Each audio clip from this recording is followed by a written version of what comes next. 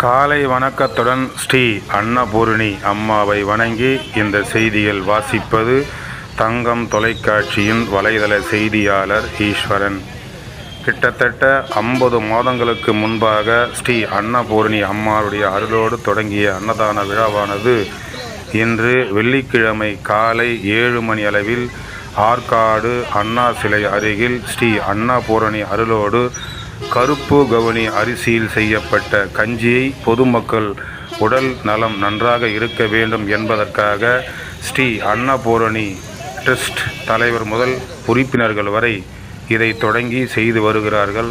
அவர்களை பாராட்டி பொதுமக்கள் காலையில் வழங்கிய கருப்பு கவுனி கஞ்சியை வாங்கி குடித்து ஸ்ரீ அன்னபூரணி ட்ரஸ்ட் நிர்வாகிகளை பாராட்டி சென்றார்கள்.